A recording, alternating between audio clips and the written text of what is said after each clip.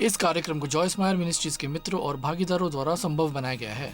ज्ञान हमेशा अभी वो करता है जिससे बाद में इससे खुशी मिलेगी। आप देखें, एक मूर्ख व्यक्ति कभी बाद में के बारे में नहीं सोचता।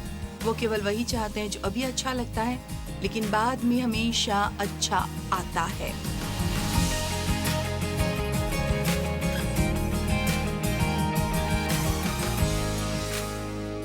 आनंद उठाए रोजमर्रा के जीवन का में हमारे साथ जुड़ने के लिए आपका धन्यवाद। मुझे बहुत खुशी है कि आज आप मेरे साथ हैं।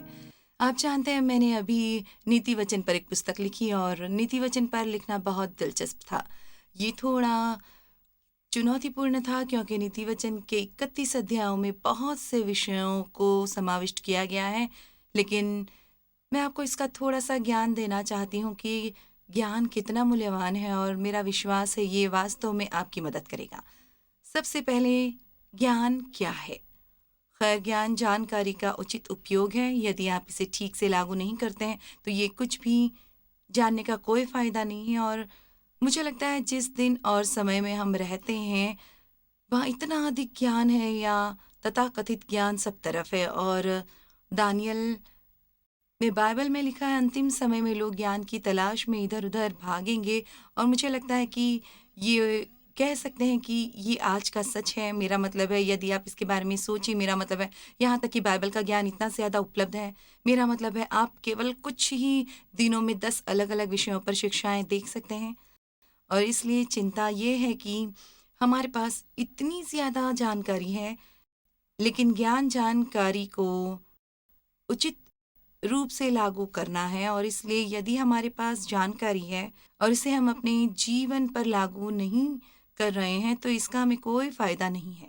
और मुझे कुछ ऐसा लग रहा है कि हम यहाँ सिर्फ क्षण भर रुकने की ज़रूरत महसूस करते हैं, क्योंकि ईमानदारी से सिर्फ इसलिए कि आप चर्च में कुछ सुनते हैं या आप इसे अपनी बाइबल में रेखांकित करते हैं या आपके पास इसके बारे में घर पर एक पुस्तक है जो आप पढ़ सकते हैं, तो इसका मतलब ज़रूरी नहीं कि आप इसे अपने जीवन में लागू कर रहे हैं। और हम सबको ये निश्चित करना ज़रूरी है कि हम केवल वचन को सुनने वाले नहीं बल्कि करने वाले हैं, ये जानकर कि क्या करना सही है और उसे ना करना पाप है। हम न केवल पाप करते हैं बल्कि हम उन चीज़ों को छोड़कर पाप कर सकते हैं जो हमें करनी चाहिए। कभी किसी चीज़ को जानना बेकार है यदि हम उसे लागू नहीं करते। और मुझे लगता है कि आज बहुत से लोगों को दिमाग में ज्ञान भरने की ज़रूरत है। और इसलिए आज हम बात करना चाहते हैं गहराई तक जाने के महत्व के बारे में।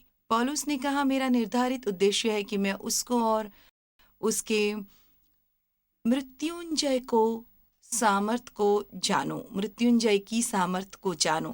वो केवल यीशु के बारे में जानने के बारे में बात नहीं कर रहा था। मेरा मतलब है वो वास्तव में उसे जानना चाहता था। और आज आप पाएंगे जब मैं आपके साथ प्रेरित पौलुस की कुछ प्रार्थनाएं साझा करती हूँ, जहाँ वो उनकी गहरी समझ के बारे में ज्ञान और समझदारी की बात करता है। इसलिए हम अक्सर सती ही चीज़ों के लिए प्रार्थना करते हैं। हम चीज़ों के लिए प्रार्थना करते हैं जो हम चाहते हैं, बहुत सा पैसा, हम अपनी नौकरी में बढ़ोतरी चाहते हैं, हम चाहते हैं कि हमारे परिवार के लोग बदलें, हम ये सब चीज़ें चाहते हैं, एक बड़ा सा घर या एक नई कार या जो कुछ है। लेकिन मुझे लगता है ज़्यादातर हम गलत चीज़ें चाह रहे हैं। इसलिए वे प्रार्थनाएं जो पौलुस में कि आपको ऐसी जगह नहीं मिल सकती जहां उसने लोगों की समस्याओं के चले जाने की प्रार्थना की। उसने जो प्रार्थनाएं की वो ये थी कि उन्हें उसमें से गुजरने की क्षमता हो जिसमें से वो गुजर रहे हैं, और वे स्थिर रहें, अच्छा स्वभाव रखें और परिस्थितियों को उन्हें बदलने ना दें।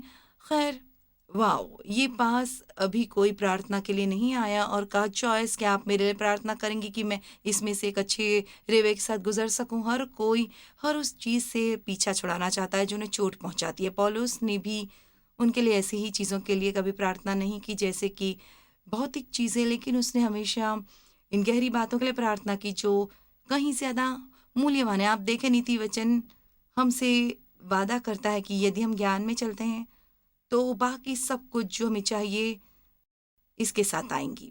मेरा मतलब है नीति वचन में वादे किए गए हैं कि परमेश्वर हमारे लिए क्या करेगा यदि हम बुद्धि से काम करते हैं, तो वे चकित करने वाले हैं। मेरा मतलब है यदि हम केवल बुद्धि को लागू करते हैं तो हमें संपत्ति, सम्मान, बढ़ती लंबा जीवन और अच्छा स्वास्थ्य और वो सब जो हम चाहते हैं मिलेगा। कोई भी जो नीति वचन पुस्तक को लेता है, उसका अध्ययन करता है और उसका हर एक सिद्धांत लागू करता है, तो जीवन ऐसा होगा जो बहुत अद्भुत था। मेरा मतलब है ये ऐसा अद्भुत होगा कि दांतों तले उंगलियां चबाएंगे आप। इसलिए इससे पहले कि मैं इससे आगे बढ़ूं, मैं चाहती हूँ आप सोचें, क्या आप अपने जीवन में उन बातों को लागू कर रहे हैं जो आप कहते हैं कि आप जानते हैं, या आप अक्सर स्वयं को ये कहते हैं, सुनते हैं, मैं जानता हूँ मुझे ये नहीं करना चाहिए लेकिन, या मैं जानता हूँ मुझे ये करना चाहिए लेकिन। खैर, इसका मतलब है कि आप जानते हैं क्या करना चाहिए लेकिन आप नहीं कर रहे हैं। ज्ञान सतही चीजों से परे अंतर्दृष्टि की गहराई है, वास्तव में चीजें कैसी हैं और हम उन्हें किस तरह से देखते हैं। ज्ञान हमें इससे परे ले जाता है। ज्ञान इस बात से परे है कि हमें वो करना कैसा लगता है जो हम जानते हैं कि सही है। आप देखें, हमारा एक शरीर है और हमारा शरीर हमारे मांस और हमारी आत्मा से बना है, और परमेश्वर क्या चाहता है, वो हमारी आत्मा में आकर रहता है और वो रूह पर नियंत्रण रखने में सामर्थ्य होना चाहता है।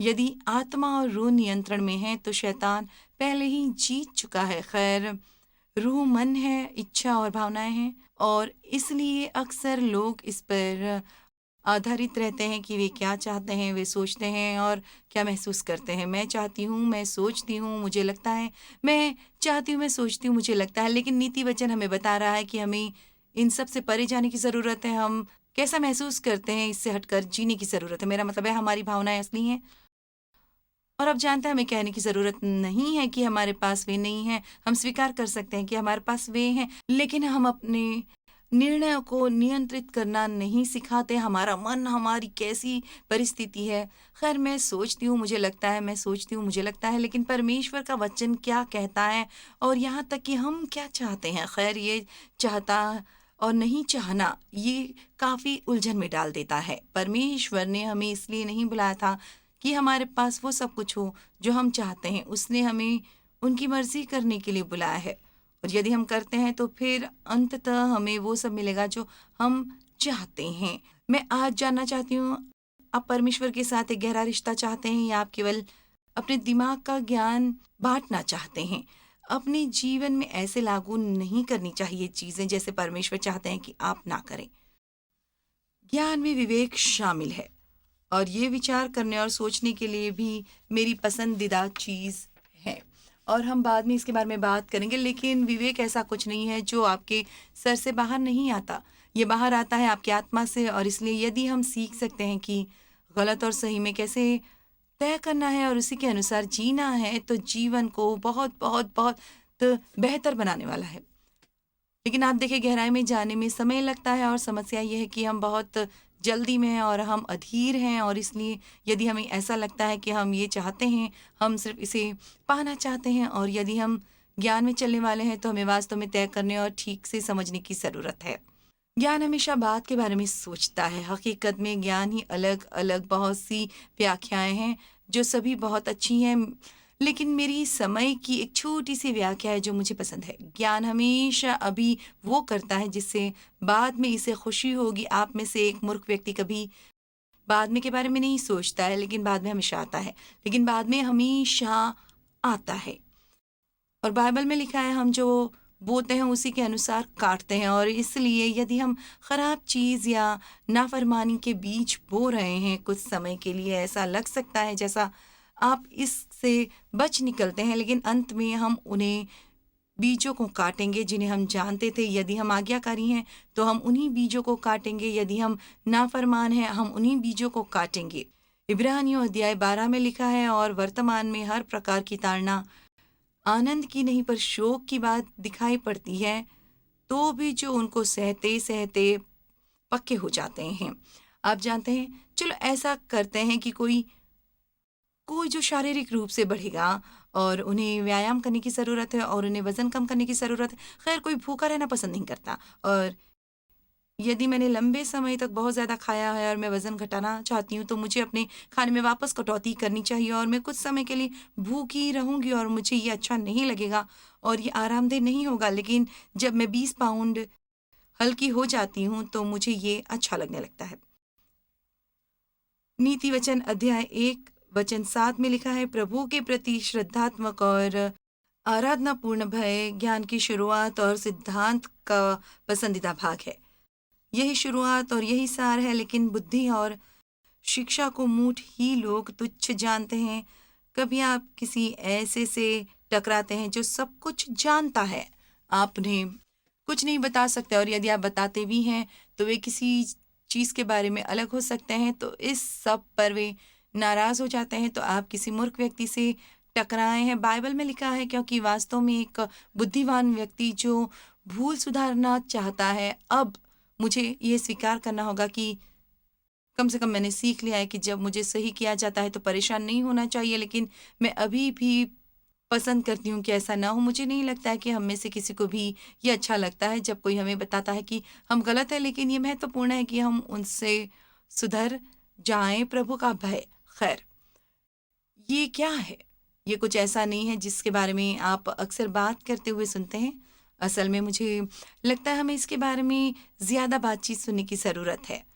प्रभु का भय क्या है? ये परमेश्वर से डरना नहीं है। परमेश्वर हमें प्रेम करता है, वो भला है, वो हमें चोट पहुंचाने वाला नहीं है, लेकिन इसका मतलब है कि परमेश्वर के प्रति श्रद्धा और सम्मान होना चाहिए। इसका मतलब है कि आप जानते हैं कि वो कितना सामर्थी है, और आप जानते हैं जब वो कुछ कहता है तो वाकई ऐसा है, और इसलिए जो कहता है वो आप उन बातों के विरुद्ध जाने वाले नहीं है, केवल इस उम्मीद में कि आप इससे बच निकलेंगे। जब डेव और मैं बच्चों की परवरिश कर रहे थे और वे छोटे थे, क्योंकि जिस तरह से अपमानजनक और दुर्व्यवहारपूर्ण घर में मेरी परवरिश हुई और मुझे बहुत सी अनुचित सजाएं मिली, मेरे लिए बहुत मुश्किल समय था। कभी कभी अपने बच्चों के साथ भी उतना ही सख्त रही जितना मुझे होना चाहिए था, और इसलिए चलो ऐसा कह लेते हैं कि उन्होंने कुछ किया जो उन्हें नहीं करना चाहिए, तो खैर वो तुम ऐसा कैसे कह सकते हो।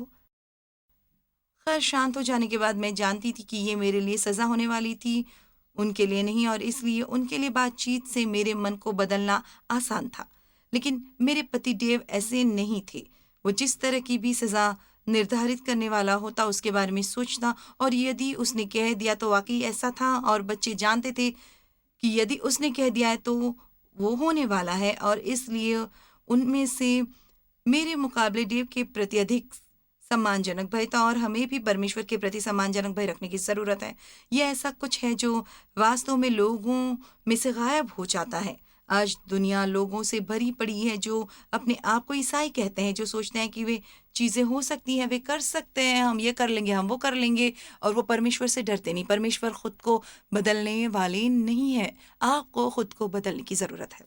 यह आप जानते हैं ये 21वीं सदी है। खैर यह आप जानते हैं परमेश्वर बदलता नहीं है। बाइबल में लिखा है कि हमें समझदारी की ज़रूरत है। मैं वास्तव में नीति वचन के 7 मूलभूत सिद्धांतों के बारे में बात करती हूँ, और वे हैं ज्ञान और समझदारी और जानकारी और परमेश्वर का सम्मानजनक भय और विचारशीलता और विवेक। और मैं नहीं जानती यदि मैं कोई भूल गई हूँ, लेकिन हम उन सब के बारे में बात करेंगे, और इसलिए ये वे चीज़ें हैं जो हम सीखते हैं, और ये सब गहराई की बातें हैं। ये सब गहरी बातें नहीं है। समझ का मतलब मन या बुद्धि, चिंतनशील विचार, ज्ञान या मन के साथ समझना। खैर अब जानते हैं, शायद आपको अच्छा लगे, स्कूल में जब बच्चों को पढ़ना सिखाया जाता है, उन्हें न केवल पढ़ना सिखाया जाता है बल्कि उनकी समझ का परीक्षण भी किया जाता है। दूसरे शब्दों में, एक व्यक्ति एक पुस्तक को शायद वास्तव में तेजी से पढ़ ले, लेकिन हो सकता है उन्होंने क्या पढ़ा है उसे वास्तव में वो समझे ही नहीं है।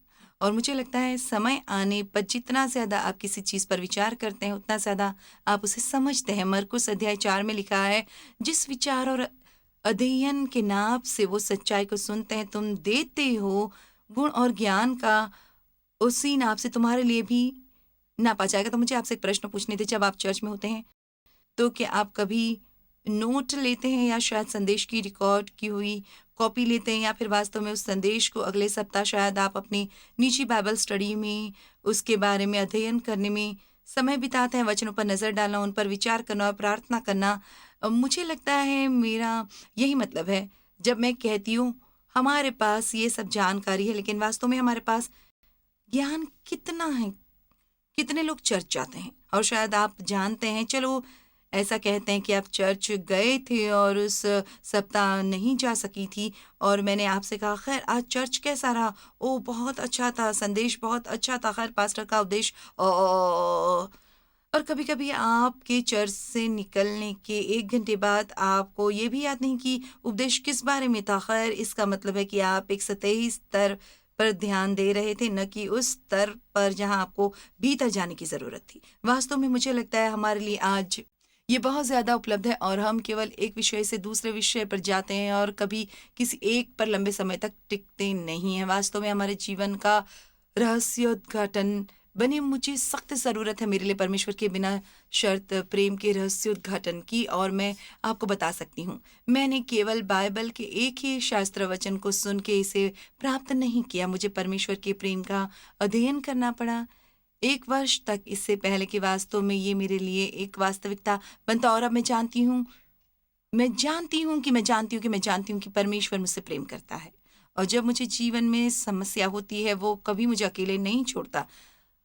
खैर परमेश्वर क्या तू मुझे प्रेम नहीं करता? ये उसके साथ चलना है जो बाइबल में नीति वचन अध्याय 8 में लिखा है, विजेताओं से अधिक होने के बारे में। नहीं, नीति वचन 8 नहीं है, माफ करना, रोमियो अध्याय 8 है। और कि कुछ भी हमें परमेश्वर के प्रेम से अलग नहीं कर सकता जो कि मसीह यीशु में पाया जाता है, और इसलिए हम इन बातों को गहराई से जानने की ज़रूरत है।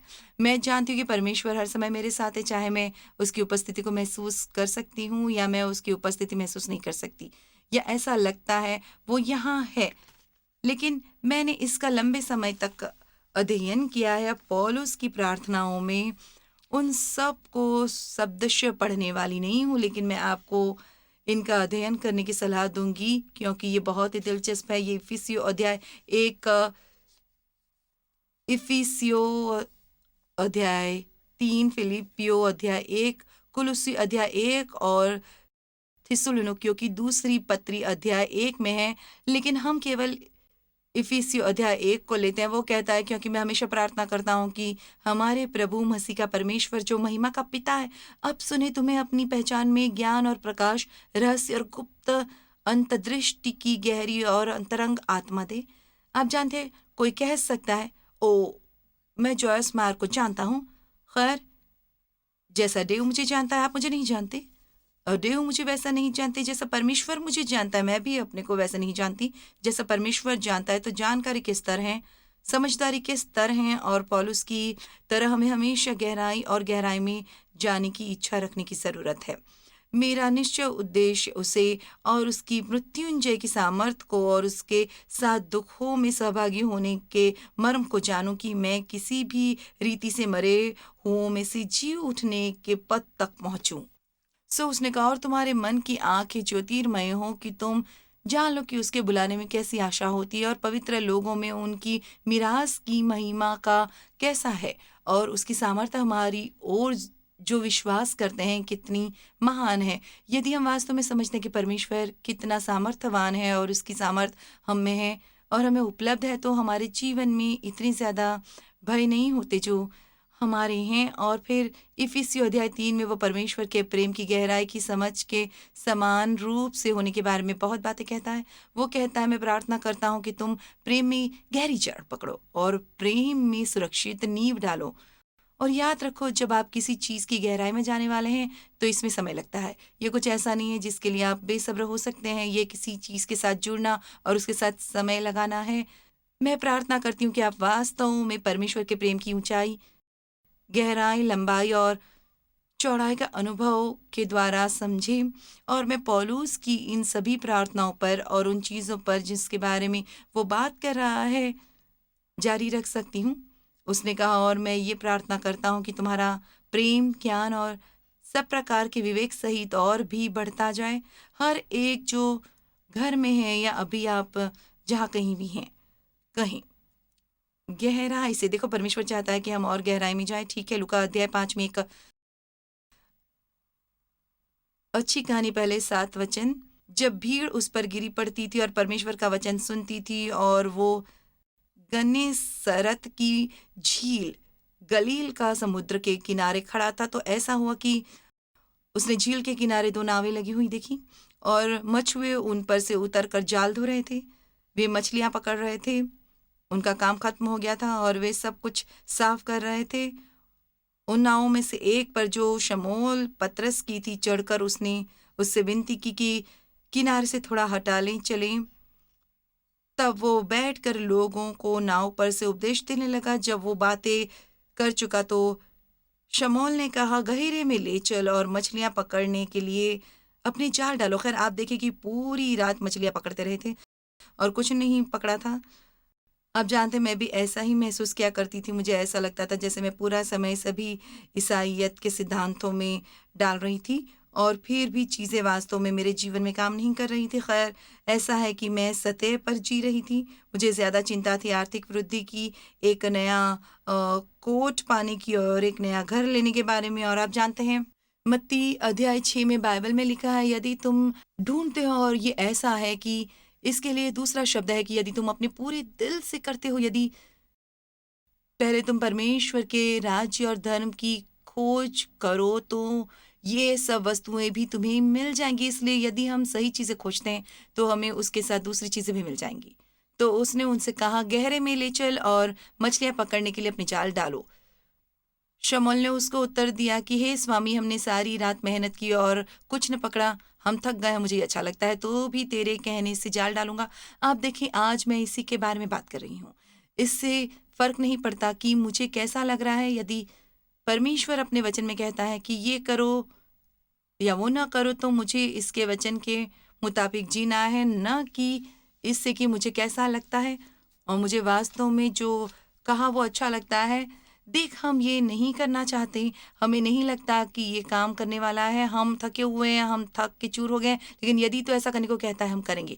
क्या ये अद्भुत नहीं है? और बाइबल में लिखा है, जब उन्होंने ऐसा किया तो बहुत मछलियां घेर लाए, उनके जाल फटने लगे। इस पर उन्होंने अपने साथियों को जो दूसरी नाव पर थे सहायता के लिए बुलाया और नावें यहाँ तक भर गई कि डूबने लगी। आप देखें, मुझे लगता है यदि हम वास्तव में परमेश्वर को गहराई में ढूंढते हैं और हम वास्तव में परमेश्वर की गहरी बातें जानना चाहते हैं, मेरा विश्वास है न केवल हमारे अपने जीवन में इसकी बहुतायत होगी, बल्कि हम अन्य लोगों को देने में सक्षम होंगे और आश्चर्यजनक रूप से उनकी मदद करेंगे। ज्ञान नीति वचन ज्ञान के बारे में बात करता है, नीति वचन विवेक के बारे में बात करता है। आप जानते हैं विवेक क्या है? ये अच्छा प्रबंधन है। ये एक कमाल का शब्द है। इसका मतलब है समझदारी और व्यवहारिक ज्ञान होना, प्रबंधन के कामों में विवेक, अपने सभी संसाधनों का बुद्धिमानी से प्रबंधन करने में विवेक रखना। एक विवेकी व्यक्ति जानता है अपने धन का प्रबंधन कैसे करना है। एक बुद्धिमान व्यवसायी जानता है लोगों को कैसे संभालना है। कोई भी जिसके पास काम करने के लिए आदमी है, यदि वो बुद्धिमान है तो वो जानते हैं कि आपको लोगों को प्रोत्साहित करना चाहिए। आप कुछ नहीं कर सकते सिवाय उन्हें ठीक करने के जब वे कुछ गलत करते हों, और कभी कुछ सही करने पर उनकी सराहना नहीं करते। एक बुद्धिमान व्यक्ति अपनी प्राथमिकताओं को जानता है। और शब्द विवेक मैंने आपको बताया था, हम थोड़ी ज्यादा बात करेंगे इस विषय पर। मुझे अच्छा लगता है। इसका मतलब है पसंद। आपको लग सकता है कि एक अच्छा विचार है, लेकिन नीचे सिर्फ कुछ ऐसा है जो बस सही नहीं लगता। खैर वो विवेक है और शायद आपका दिमाग समझता नहीं है कि गलत क्या है। लेकिन यदि आप किसी चीज को करने के लिए तैयार हैं और उसके बारे में आपको अपनी आत्मा में रुकावट मिलती है, तो ये परमेश्वर आपको विवेक दे रहा है। आपका दिमाग सही नहीं लगता, लेकिन ये विवेक है जिसकी आपको ज़रूरत है उस पर रोक लगाने और प्रतीक्षा करने के लिए। फिर वहाँ बुद्धिमानी है, और मुझे बुद्धिमानी अच्छी लगती है, क्योंकि क्या आप जानते हैं, एक बुद्धिमान व्यक्ति रहस्य रख सकता है। तो आज बहुत से लोग हैं जो वे सुनते हैं उसे बाहर उगल देते हैं और बाकी सबको बताते हैं। मेरे कुछ दोस्त हैं, बहुत ज़्यादा नहीं है लेकिन कुछ हैं, क्योंकि बहुत से लोग ऐसे नहीं हैं कि यदि मैं उन्हें कुछ बताती हूँ तो मुझे उन्हें ये नहीं कहना पड़ता अब जाकर किसी को बताना मत, क्योंकि उनमें समझदारी है, वे बुद्धिमान हैं और उनमें ये जानने की इतनी समझदारी है कि उन्हें मेरा काम नहीं बताना चाहिए।